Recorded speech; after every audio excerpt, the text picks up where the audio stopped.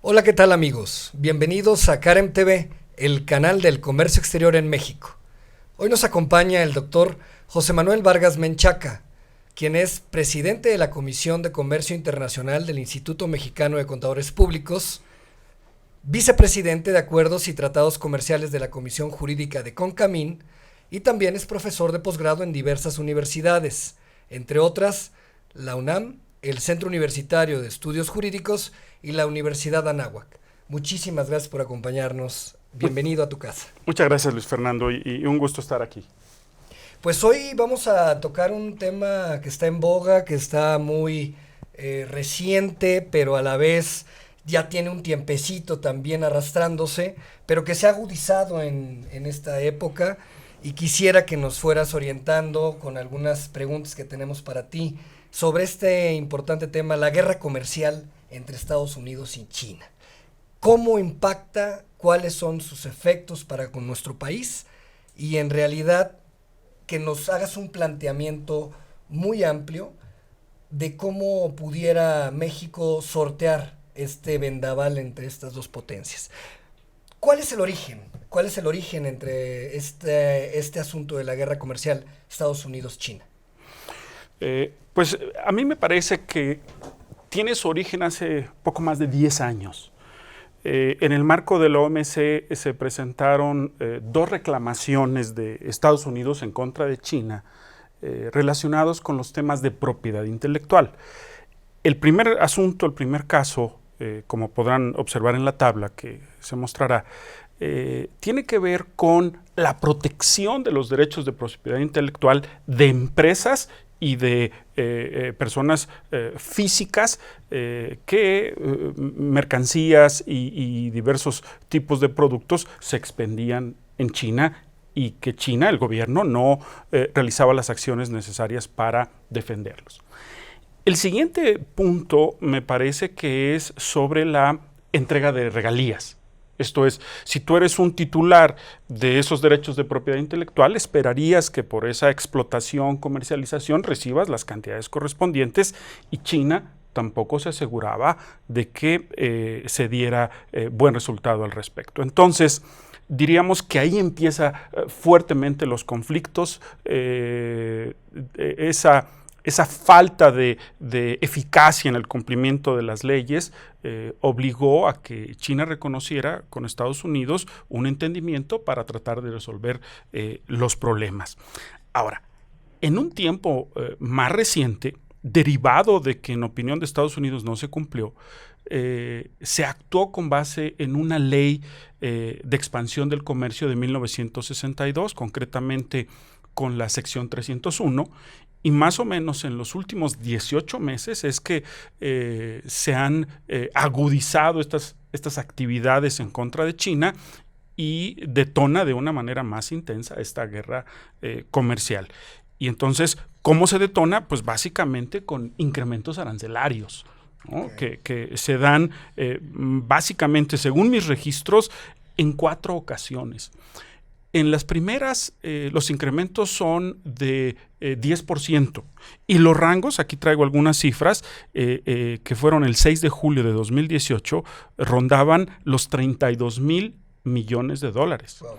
Después, en agosto de 2018 también se incrementan a 25%, posteriormente en septiembre también de ese mismo año, y ya impactan cantidades de más de 190,000 millones de dólares.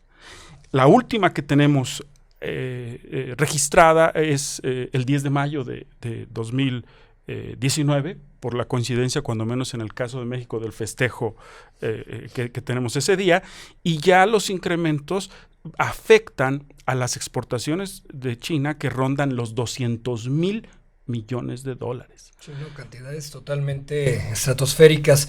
Entonces, esta imposición de aranceles son algunas de las medidas que Estados Unidos establece y que contribuyen, por supuesto, a la guerra comercial, a que se vaya agudizando.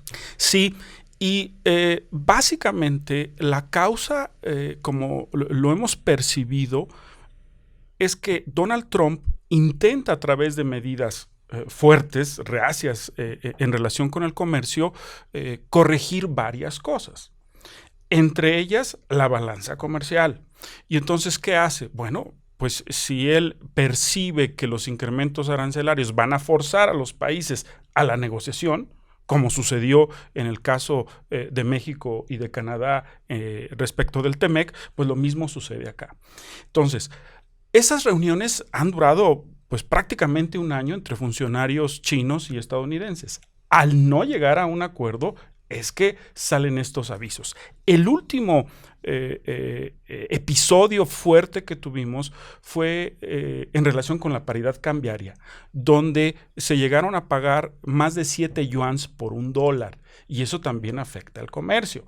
Y ahí escucharás que Donald Trump dijo: si esto no se corrige, si no se llega a un acuerdo entre estadounidenses y chinos, habrá nuevos aranceles a partir del 1 de septiembre en un incremento de 10% más y ascenderían a más o menos $300 mil millones. Entonces, estamos ahorita en estas fechas, diríamos, en una parte álgida de esa batalla comercial.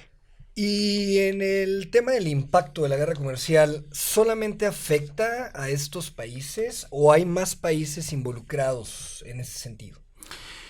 A mí me parece que habemos más países. Por un lado, si uno revisa el primer año de gobierno de Donald Trump, se observará presiones en relación con Corea, donde ellos llegaron a modificar el texto del tratado que se denomina KORUS. Entonces, por un lado tienes los incrementos arancelarios y por el otro lado tienes estas negociaciones. Con Canadá y México, bajo la amenaza de que podría eliminarse el Telecán, se hizo una renegociación y ahora tenemos el TEMEC como ese nuevo producto. Y con información más reciente, ahora en esta reunión que se dio en Biarritz, Francia, conocimos de que en esta relación Estados Unidos-Japón ya llegaron a un acuerdo comercial en principio. Y esto está, repito, notificado apenas este domingo 25 de agosto. Los otros países grandes participantes en esto son los integrantes de la Unión Europea, que también se han visto afectados con los aranceles que todos conocimos aquí, que Karen en su revista, en sus publicaciones, ha difundido sobre los incrementos arancelarios al acero y al aluminio. Entonces, diríamos que, ante tu pregunta, la guerra comercial entre Estados Unidos y China no se limita a ellos, ha sido también un escenario mucho más amplio, donde distintos países, podríamos mencionar Australia, Nueva Zelanda, Corea, Canadá, México, Unión Europea, entre esos participantes y afectados de las acciones estadounidenses. Incluso muchos de ellos, también miembros del G7, ¿no?, que recientemente se reunieron. Así es, y donde resalta la preocupación de que no fue convocado Rusia, ¿no? Todos identificamos este bloque de los BRICS como un escenario que busca hacer frente a este liderazgo que tenemos de Estados Unidos y Alemania, Gran Bretaña, y que a lo mejor esas políticas pues son decididas, como se percibe, al más alto nivel. Y José Manuel, en el tema precisamente de esta guerra comercial, ¿la Organización Mundial de Comercio ha tenido alguna intervención? ¿Ha establecido alguna política, alguna dinámica, alguna medida para temperar este conflicto? Bueno, la OMC surge con las negociaciones que se dieron en 1947. Su finalidad es el libre intercambio de mercancías. Sirve además de foro de negociaciones comerciales. Pero otro aspecto relevante es que tiene un mecanismo de solución de diferencias. Y en ese mecanismo, los distintos países afectados por las acciones de Estados Unidos han presentado casos ante la OMC. En una de las tablas que también vamos a presentar acá, se podrán ver alrededor de 9 casos al respecto por los distintos países. Ahora, ¿qué sucede ahí? Se plantea primero una etapa de consultas inicial que a la fecha no llegaron a una solución mutuamente satisfactoria, y después se pasa a un arbitraje. Quiere decir, se convoca en el marco del OMC a expertos, cuando menos 3 expertos en distintos temas comerciales, incluidas las salvaguardias, para efectos de que conozcan del asunto. Ese grupo de expertos, Tribunal Arbitral Ad Hoc, es conocido como Grupo Especial, emite una resolución. Entonces, los países contendientes pues deben asumir la resolución que emita este grupo especial. Si no la aceptan, acuden a lo que se le denomina el órgano permanente de apelación. Si ese órgano permanente de apelación no está debidamente integrado, pues hay problemas. Y vale decir que en los últimos 2 años y medio, esos miembros del órgano, que originalmente deben ser 7, actualmente solo operan 3. Y la carga de trabajo ha crecido enormemente. Entonces, se ve como una situación preocupante, tal vez de crisis, el que se repongan, se nombren a los 4 miembros faltantes. Sobre todo porque 2 de los 3 actuales vence su periodo de funciones, 4 o 8 años respectivamente, en diciembre de este año.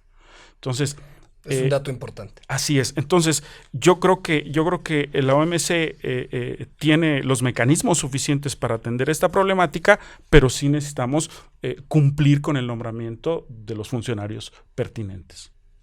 José Manuel, si me lo permites, vamos a hacer una pausa y en un momento más regresamos a Karen TV, el canal de comercio exterior en México. Muchas gracias.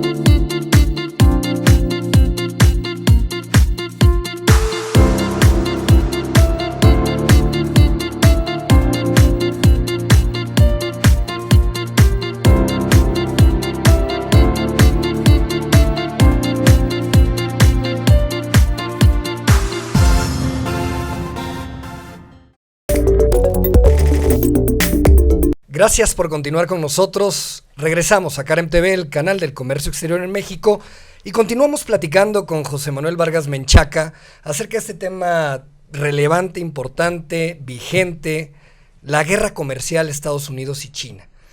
Y en relación a eso recibimos algunas preguntas por nuestras redes sociales del público que nos sigue, José Manuel, y me gustaría que nos pudieras apoyar dando respuesta a ella. ¿Cómo no? Es sobre el tema de la sección 232, que habla sobre autos, camionetas y autopartes. ¿Y de qué manera está relacionada esta sección con la guerra comercial y cuál sería su impacto? Okay. Las autoridades estadounidenses en 2018 iniciaron una investigación sobre estos 3 sectores, o sea, automóviles, las camionetas y las autopartes de ambos. En febrero de este año presentaron un informe al presidente Donald Trump para efectos de que él decidiera finalmente si se impone un arancel de 25% a estos productos. Entonces, la expectativa de que esto suceda se va a registrar en el segundo semestre de 2019. Algunos lo esperan hasta diciembre. Entre tanto, suceden, como ya lo comentábamos, las negociaciones comerciales que ya se dieron con Japón, con el ministro Shinzo Abe, reunión del G7 en París.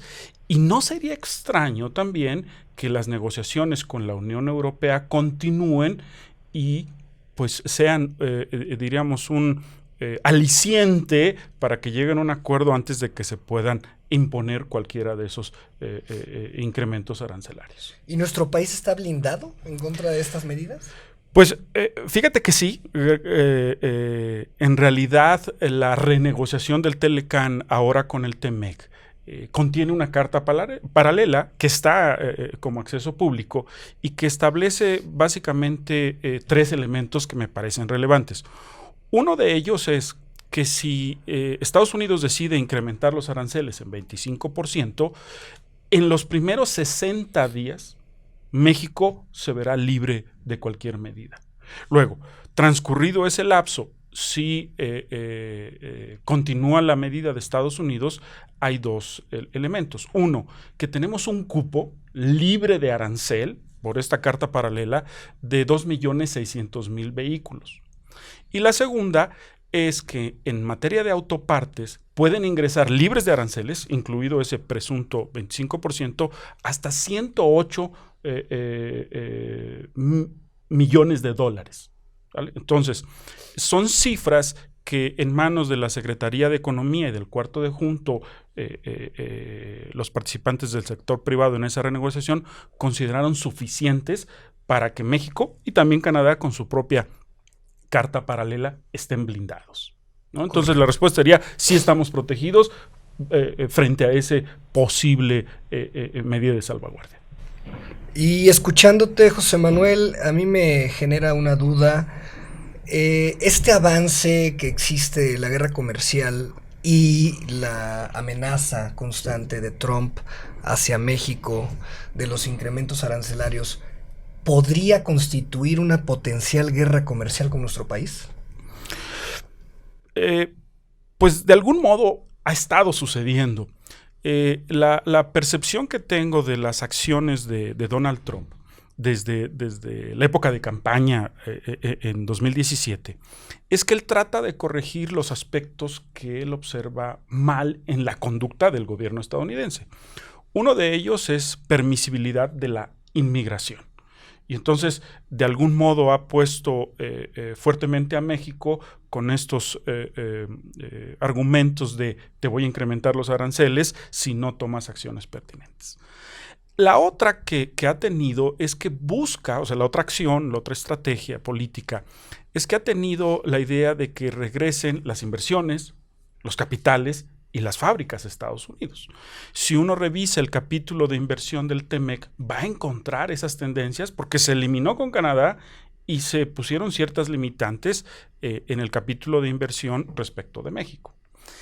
Y la tercera, que lo ha manifestado muchas veces, es que la balanza comercial de Estados Unidos con muchos países, incluido México, es desfavorable a Estados Unidos. Entonces, la reacción muy natural es, necesita Estados Unidos vender más productos agrícolas, más productos industriales para efectos de revertir esa balanza. Entonces, en el caso de México, yo creo que también estamos en medio de ese proceso. Septiembre, me parece que es el 9 de septiembre, cuando vence el plazo de 90 días que se otorgó para evaluar las estrategias y acciones del gobierno de México para impedir la inmigración. Si a los ojos de Estados Unidos esto no resulta suficiente, ¿no? Así es, entonces pudiéramos escuchar incrementos arancelarios a productos mexicanos. Esa amenaza o ese anuncio se había plantado en incrementos de 5% cada mes, que hubieran iniciado gradual wow. Que hubieran iniciado hace un par de meses y que llegarían a octubre a ser del 25%. Entonces, la primer quincena de septiembre que está por venir va a ser un periodo relevante para esa evaluación. Totalmente. En todo caso que no sea favorable la definición, podría colapsar de alguna medida ese tema de comercio exterior, ¿no? Así es, y sin duda todos debemos estar atentos, tanto en la parte del gobierno, Secretaría de Economía, Secretaría de Relaciones Exteriores, como los operadores participantes en el comercio, incluidos los agentes aduanales. Debemos de estar muy atentos a lo que suceda en breve. José Manuel, y tú lo mencionaste hace unos momentos en relación al tema de campaña, esta idea que tenemos de este personaje presidente de los Estados Unidos que normalmente se encuentra en un proceso de campaña con sus acciones tendientes a ello y que actualmente habrá elecciones en el 2020 en el vecino país. Para concluir, José Manuel, ¿crees que hay alguna relación entre las medidas proteccionistas y el mensaje dirigido a los votantes estadounidenses? Definitivamente.